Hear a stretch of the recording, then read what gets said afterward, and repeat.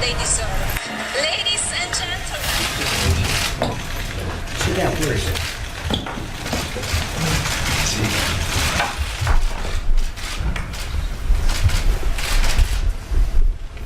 Thank you all for being here today. It's a great honor for you to share your personal stories of struggle under the enormous strain imposed on you by the very, very failed and failing Obamacare law.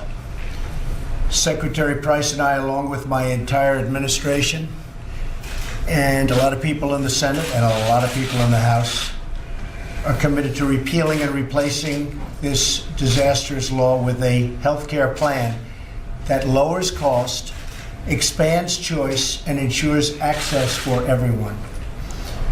You represent the millions of Americans who have seen their Obamacare premiums increase by double digit and even triple digits. In Arizona, the rates are over 116% last year. 116% increase. And the deductibles are so high you don't even get to use it. Many Americans lost their plans and doctors altogether, and 1/3 of the counties, think of it, 1/3 only have one insurer left. I mean, the insurance companies are fleeing. They're gone. So many gone. The House bill to repeal and replace Obamacare will provide you and your fellow citizens with more choices, far more choices, at lower cost. Americans should pick the plan they want. Now they'll be able to pick the plan they want. They'll be able to pick the doctor they want. They'll be able to do a lot of things that the other plan was supposed to give and never gave. You don't pick your doctor, you don't pick your plan, you remember that one. We're not going to have one size fits all. Instead, we're going to be working to unleash the power of the private marketplace to let insurers come in and compete for your business. And you'll see rates go down, down, down, and you'll see plans go up, up, up. You have a lot of choices.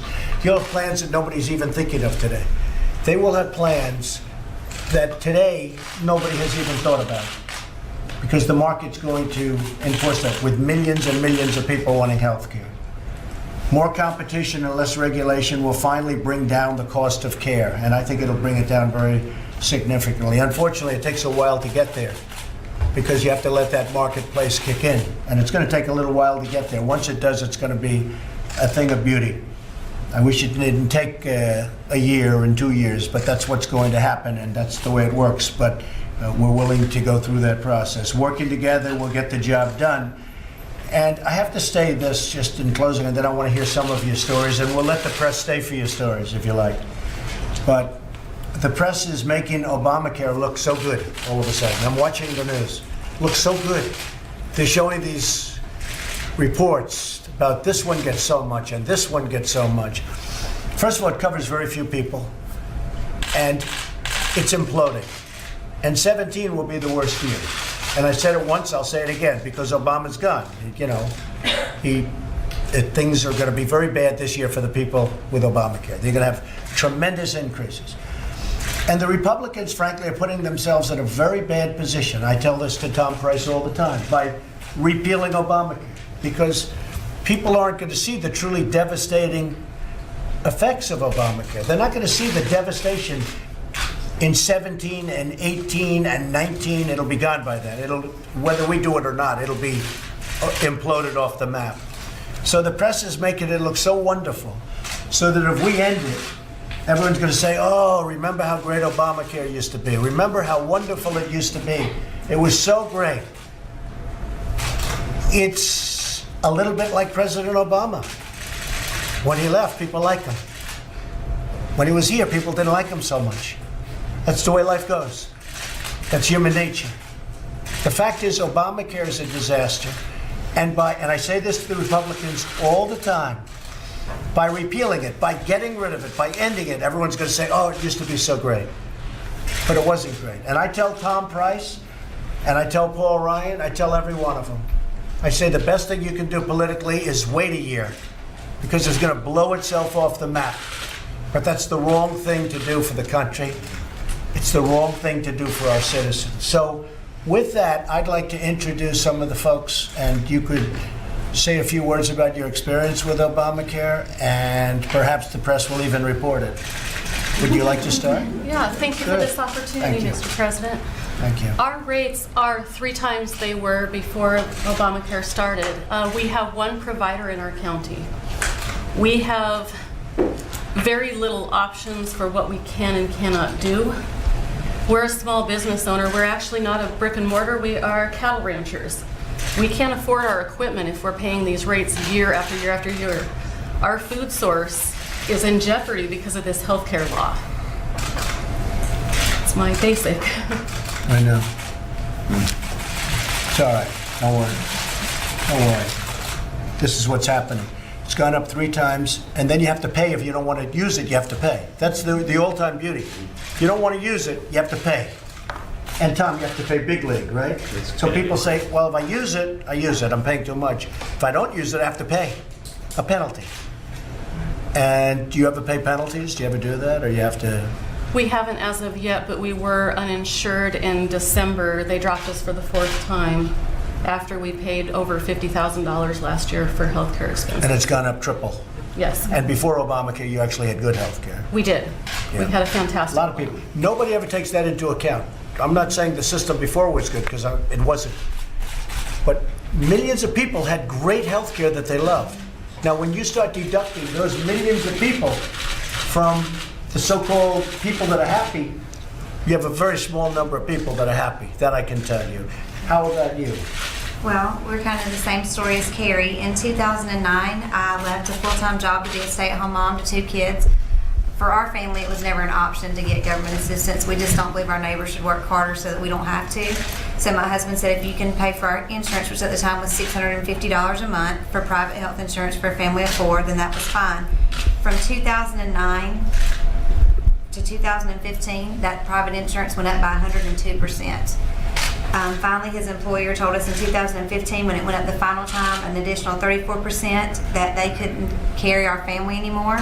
So I had to enter back into the workforce, but I couldn't find a job that offered health insurance. So we entered under Obamacare, and we believe the sales pitch that if you like your doctor, you can keep your doctor. So even though we were going to have to pay $1,300 a month for Obamacare, we thought we'd still be okay with our doctors. We were on it for 5 months. Our pediatrician for our children wouldn't take it. My doctor wouldn't take it. So we paid him $8,000 in 5 months, and we're never able to use it. And I think what makes our family story unique is we're by no means wealthy. In 2014, when we entered the exchange, we made $53,000 as a family. My husband and I together, that was our gross income. And then in 2015, we made together, since I'd gone back to work, $74,000. But when you look at paying $10,000 in health premiums and insurance and health costs, you know, So it's been a rough it job. has. It's been hard. And how have you found Obamacare? We're so happy to see it gone. It's almost put our family in financial ruin, and I think that's the story for a lot of people. It's put businesses in financial. That's right. ruin. It's one of the biggest costs. It has been disastrous for businesses. Go ahead, sir. Yes, first of all, Mr. President, thank you for having us Thank here. you. I think it's a great opportunity to tell the American people like ourselves that have struggled with the healthcare law. I myself am from Miami. Haven't had very much time to prepare, but you know, the President of the United States calls and I'm here for you. You know, so it just so happened I had every single year for the past couple of years I've had a different insurance every single year. Before I had an individual plan. My wife and my wife is an attorney. I'm a computer programmer. I'm a small business. My wife is a small business, and I just don't understand what happened. You know, I have a daughter with a disability. We've changed our plan every year. We The changed our- insurance was good before Obamacare. Oh, absolutely. I never Many had. people are like that. Many plans were great before Obamacare. They were so happy. And that doesn't justify a system before Obamacare. But people are miserable now, and it's putting people out of business. It's putting them in the poorhouse. Go ahead. It's just that we had to. They canceled our plans, and I couldn't understand why they canceled our plans. So we had no other choice. I remember the President of the United States say that individual plans will not be covered in there. You either have to have an employer-based plan. I do not work for the government. I do not work for a large employer. Very unfair. We are ground zero. My case is ground zero for the healthcare law. And you represent a lot of people in the same situation. Absolutely. It's very unfair. My friend here, she's in the same situation, and I think it's very, very unfair. And I think that what the real scenario was that this law was supposed to implode, like you were saying. Right. And my parents are from, came from communist Cuba. They know what socialism is all about.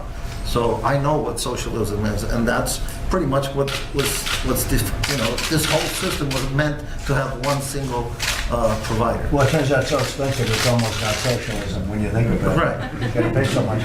What do you think? Go ahead. I'm from Arizona, and I can tell you that the 116% increase is real. It's not a myth. I lost my plan 3 times during the Obamacare era. After losing it this year, I decided to opt out. So right now, I do not have traditional health care. And I went from a $365 a month premium last year to a $809 premium this year. And a higher deductible. The deductible was going to be $6,800, no copays. So if I went to the doctor, I would be paying out of my pocket. And it just didn't seem like a good use of my money. I felt like I would be a better steward of that $17,000 at the end of the year should I ever reach my deductible, and just decided to opt out. I went into a faith-based share program, and I'm doing that. One of the reasons I felt like I can do this, you totally are taking a leap of faith, Right. is because I think I know you're going to get this taken care of. So I thought it's only going to be for a year. I will be on this program. I will opt out of traditional health care or health insurance, and I think you're going to get it done. You have a lot of people in Arizona paying a big penalty. Yes. They're paying the penalty. Well, and my husband also owns his own business and can't afford to offer insurance to his employees, and his employees who are also in the independent market. It's just getting too much. And I've had individual insurance for 25 years, since I started my business. So I've always been in that individual market. I've always done what was right. I took responsibility for myself, made sure I was covered for healthcare, because I'm a business person. I don't want any, huge healthcare expenses to affect, the money, that could be going to my business, now having to go to a health expense. So I was, in my mid-20s when I said, we've always got to get square with this. I have to have insurance, so I have. Well, thank you very much. Until this year. The people of Arizona have been hit very, very hard. At least 116%. Here's the bad news. It's going to go up more this year. Now, if we repeal it, nobody's going to know that. Yeah. And the press is going to say how wonderful it was. And gee, we miss Obamacare. That's the problem. It's the biggest problem I have, Tom. Exactly. We're going to do them a big favor, but it's not the right way. Go ahead. Mr. President, Thank you. Thank you very much, Louis. My name is Louis Brown. I work for the Christ Medicus Foundation, an attorney by training. In 2009, when the Affordable Care Act was going through Congress, what became the Affordable Care Act, I was working for the Democratic National Committee at the time. I resigned my position because I could tell that the Democratic bill that was going through Congress wanted to publicly fund abortion, and that's not something that I could go along with. So I resigned my position, later worked for Congressman Dan Lundgren in Congress, and went on to eventually work for the Christ Medicus Foundation. We're focused on building a culture of life, protecting religious liberty in healthcare, protecting the right of conscience, prohibiting the public funding of abortion, and also prohibiting non-discrimination against pro-life medical providers. I, especially as an African American, I'm a graduate of Howard University School of Law. Good school. Yeah, thank you, Mr. President. And I know from St. John Paul II, he said that all of our human and civil rights that we believe in as Americans, that we share as Americans, the right to health care, the right to medical care, to housing, to all of these different things, are illusory if the right to life isn't defended with maximum determination. 17 million African Americans, it's shown, that probably have been aborted since Roe v. Wade. And I supported you in the presidential election. Thank you. Gave several speeches in Michigan telling folks to vote pro-life in the general election. and really happy that you're here to continue the bipartisan belief that there should be no taxpayer funding of abortion, and also really to support your effort to show that the patient, the human person, should be at the center of our American healthcare system, not the government. The government has its place, but the patient should be the center. So I'm happy to support you, Mr. Thank you. That's so nice, Louis. Thank you. I appreciate it. Great job. Yes, go ahead. Mr. President, thank you so much for inviting me. My name is Dr. Manny, and I run a nonprofit called Healthy Tennessee across Tennessee. I'm a trauma surgeon. But what we do I'll is be in Tennessee on Wednesday. we look forward to hosting you, sir. I'll see you there. Yes, sir. We do these large community events where, in rural Appalachia, across Tennessee, where we host these health fairs taking care of patients. So it's really a grassroots effort, something that you understand better than anybody, where people come out just to help people, doctors, nurses on the ground, helping folks with preventative medicine, educating folks. That's what we do. But the one thing I've been seeing across Tennessee is that folks really can't afford these rising premiums. So what they're doing is effectively they're paying the tax penalty, and they're not, because it's cheaper and it works out better than paying for the insurance. And so that's been a big problem that we're seeing across the state. So thank you so much for what you're doing to tackle this problem. So you've seen a big problem, and the way out of the problem is to do a plan much more like the plan we're going to get done. Yes, sir. We will Yes, get sir. that out. Yes, We will sir. get that out. Without penalties, too, by the way. People don't mention all of the facts.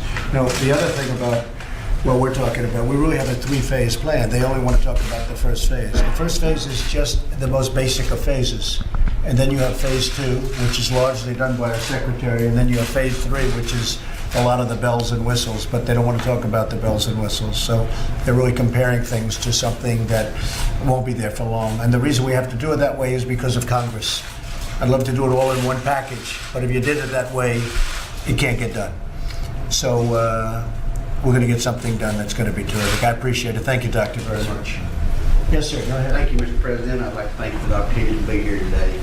I too am from Tennessee, and I'm too in the farming industry. And the effect that I've had through Obamacare is my wife and my daughter's insurance is supplied through her work. I buy my own. And I've seen the increases since Obamacare to the tune of about $5,000 a year just for me. And I'm considering taking the option of the penalty because my problem with the penalty is, though, if I opt out of the program and buy a private plan, just a catastrophic plan because I'm a very healthy man, if I take that option, not only is my income penalized, but my wife's income as well, who makes considerable more money than I do, but she has insurance. So I don't think that's fair, and I don't think the rate increase is just astronomical. And I'm in the county that only has one option, Blue Cross Blue Shield of Tennessee, and I've got about a $540 a month premium with a $7,000 out-of-pocket deductible before I see any help at all. And I either got to pay a high premium for a plan that I don't need or don't want. Will you be able to continue in the years to come if you have to keep going like this? They're dropping out every day. The suppliers in every county. There's 35 counties in Tennessee that has no option at all right now. I don't know what those folks do. You know what that means? That means somebody's going to make a lot of money. You know that. They're going to make a lot of money. Somebody's off you. You're not going to make it. They're going to make it. Yes, There are appreciate people the there are opportunity. people very happy about your situation. Thank you for the opportunity to be Well, here. I appreciate it. Thank you, Joe. Doctor? Yes, sir. Well, I'm a physician in Texas, and thank you for allowing me to be here today. And I'll tell you, what I've seen is that a lot of patients really are not adequately covered by Obamacare. It was supposed to cover people, but like everyone has said here, with the rising premiums and the rising deductibles, I take care of patients in the hospital, and patients are shocked to get a $20,000 bill and to find that they're responsible for $6,000 of that because their deductible is so high. And that's just a situation that cannot continue. Medicaid expansion under Obamacare really doesn't cover folks either, because many physicians are not even taking Medicare. They're not accepting it any longer in the outpatient setting. And so folks who have chronic medical illnesses like like cancer. I mean, my wife is a breast cancer survivor, and most of her treatment was actually as an outpatient, and was very expensive outpatient care. Most physicians don't even accept Medicaid, so those patients are still uncovered. Right, that's And so the Medicaid expansion really hasn't covered them. The folks who have Obamacare insurance really are inadequately covered as well, because they're still paying extremely high premiums and then having to pay extremely high deductibles. And so it's really And do failed they a lot even of reach it patients. with the high deductibles? They don't even reach it for You know, oftentimes they do not, unless they have some sort of serious medical problem and they're in the hospital Right. and it's very expensive. They don't even reach their deductible oftentimes, and so it's unfortunate. And so I really appreciate it. I actually read the bill that's been produced, that's coming out of the House now. And I really like a lot of the changes in it. I think that it's going to correct a lot of the issues that Obamacare has had. So I really appreciate what you all Well, are I doing. appreciate it, Doctor. Thank you very much. Say hello to your wife. Yes, sir. Very nice, I will. thank you. Thank you. Gina? Mr. President, I'm Gina. I'm from Wisconsin. I'm a nurse. I'm a mom. And I am part of that huge group of middle-class families that were impacted by the ACA. Before ACA, we had insurance that was eventually canceled, and I had written a letter to our senator just asking him, what do I do? Do I quit my job completely so that we can obtain a subsidy, a job that I love as a nurse in a hospital that I love? Or do I uproot my family and try to find a job with benefits that doesn't even cover the medical? So the healthcare, the Obamacare forced you to actually, in a sense, forces you economically and almost potentially to get another job, Right. even though you like your job. Right.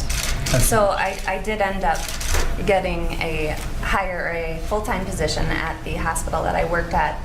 But that came with a price, because I was working 3 days a week and spending time with my small children, who are my number one priority. Right. And after the ACA, I was forced, because we could not afford a premium of $1,200 per month and deductible that didn't cover anything, to find a job Meaning the with deductible was benefits. so high that essentially, unless you had a really big problem, you wouldn't even be able to use it. Correct, yes. And we're still in that boat. I mean, right now our deductible is $6,500. And so if I have a child who's extremely sick, it's going to cost me hundreds of dollars. Just last week, my daughter had a fever, and I sent her to school for 3 days straight because I had to work to afford our insurance, and I couldn't afford to bring her to the doctor. So it has been devastating for our family. It's really not having insurance at all. Right.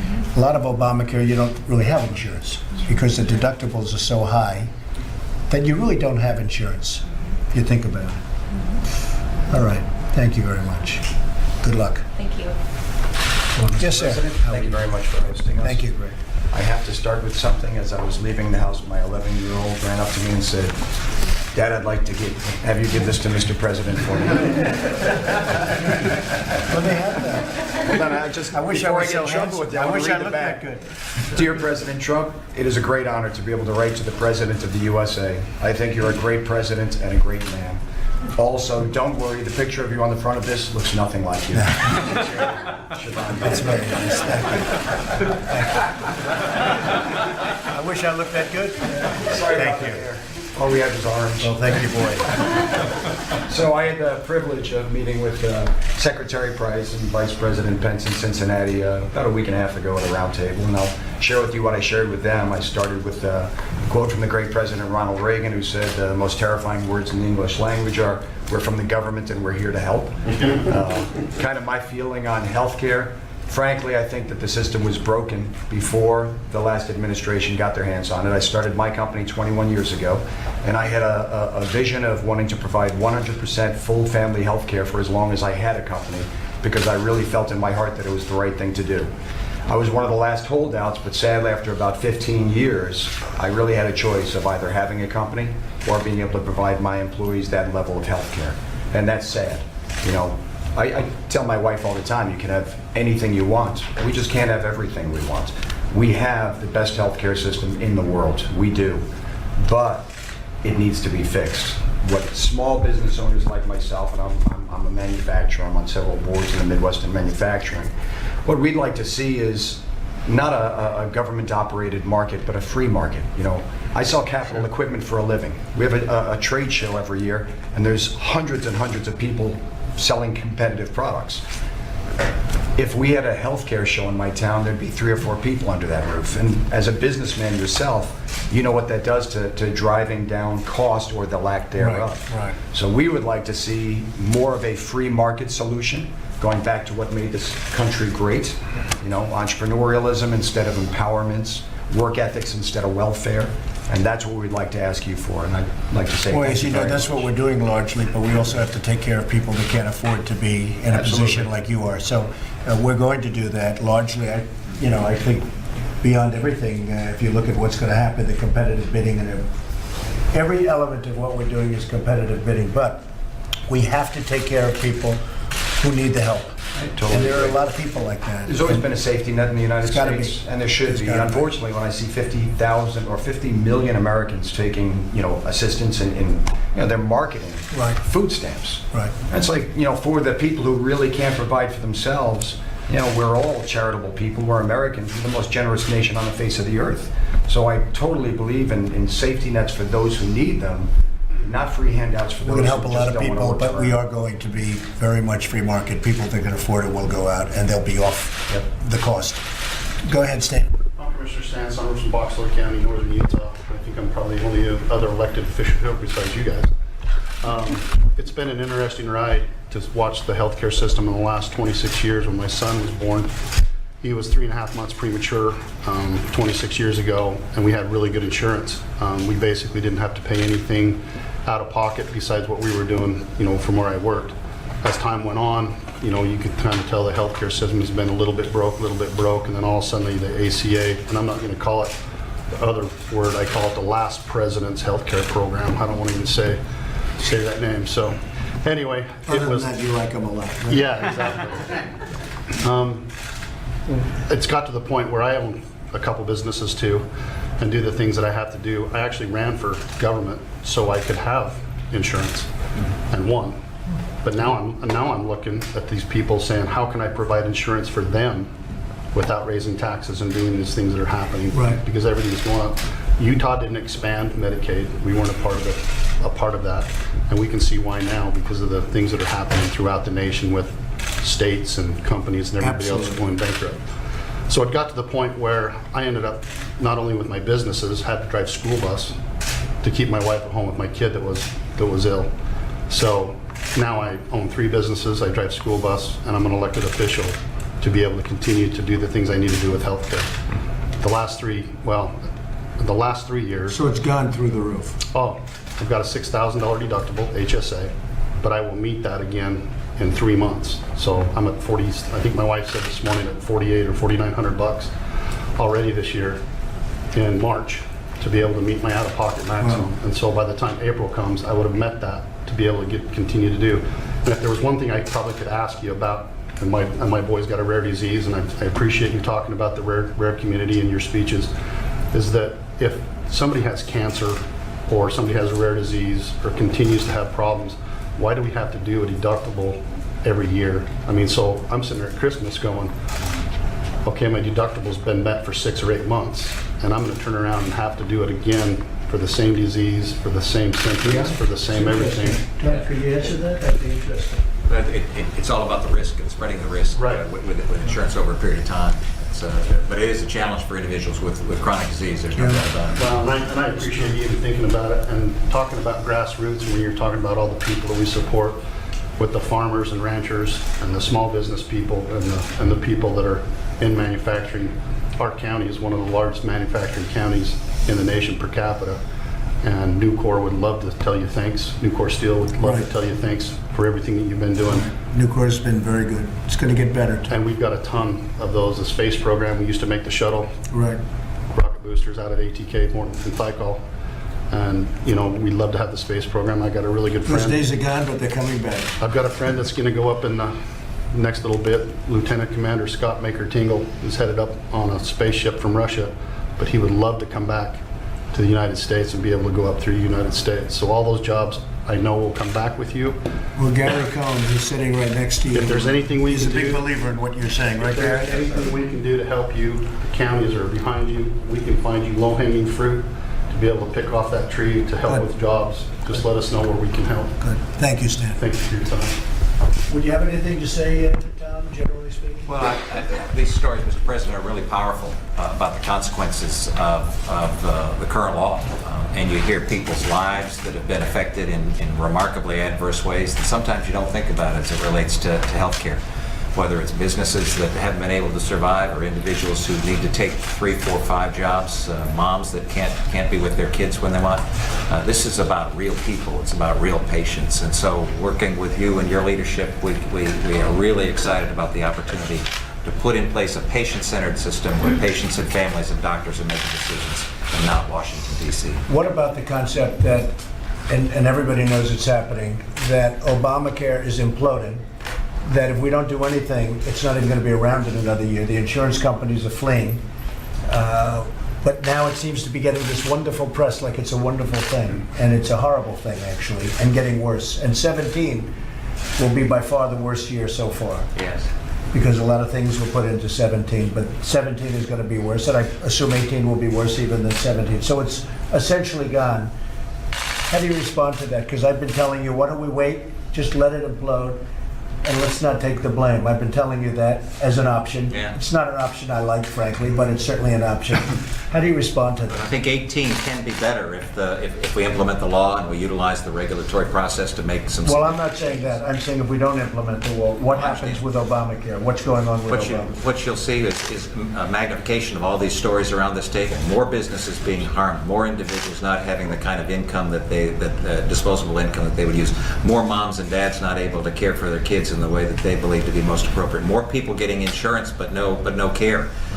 This is about real people's lives, and that's why it's so important. Getting insurance but not being able to use it because the deductibles are so high too. I mean, you hear these stories where they're paying a fortune for insurance, and then you hear how high their deductible is, and unless they have a tragedy in their family, they're never going to be able to use it. Yeah, this fellow has to $13,000 before the insurance kicks in. That's what he has to pay, $13,000. It's like not having insurance. That's like not having insurance. Keep working. They're catastrophic plans now. Exactly. He's been working very hard, and he's doing a great job. Mr. Vice President, do you have anything to say? Well, Mr. President, I think what these great Americans see in high relief is you're someone who puts people over politics. And I just want to thank all of them for coming and in front of the national media talking about the real world impacts of Obamacare. You've said it consistently over the last 2 years that Obamacare has failed, but these people are emblematic of the Americans that Obamacare has failed. And I just am so grateful for their time, but so grateful for your compassionate leadership in driving the Congress and driving our nation toward better health care outcomes for them and better solutions built on those American principles of more consumer choices, more free market, but also, as you said, caring for the most vulnerable by allowing our states to innovate in Medicaid in ways that will create even better health care coverage than they have today. Thank you. Thank you, Mike. Thank you, everybody. Thank you very much. Thank you. Mr. President, do you have any message to people who are concerned about losing their insurance, either through Medicaid or through higher costs because they're concerned? It'll get better. If we're allowed to do what we want to do, it'll get better, much better. Hopefully, it'll get very good. Sure, it takes a period of time. It Thank you, does. President. Thank you, President. Thank you, President. Thank you all. Thank you, guys. Thank you, President. Thank you, President.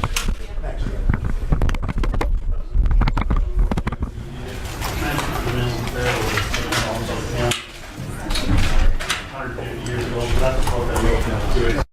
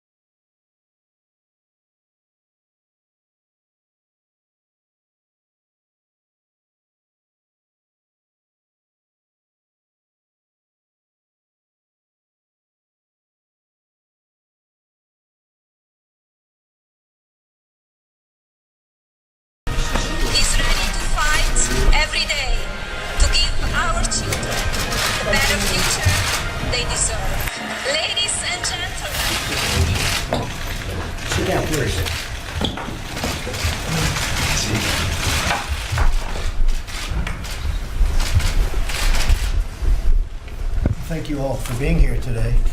It's a great honor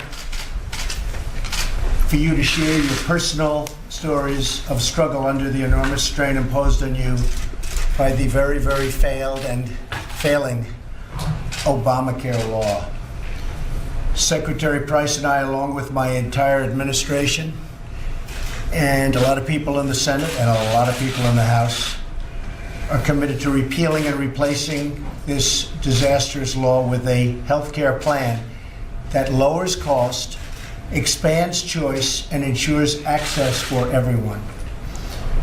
You represent the millions of Americans who have seen their Obamacare premiums increase by double digit and even triple digits. In Arizona, the rates are over 116% last year.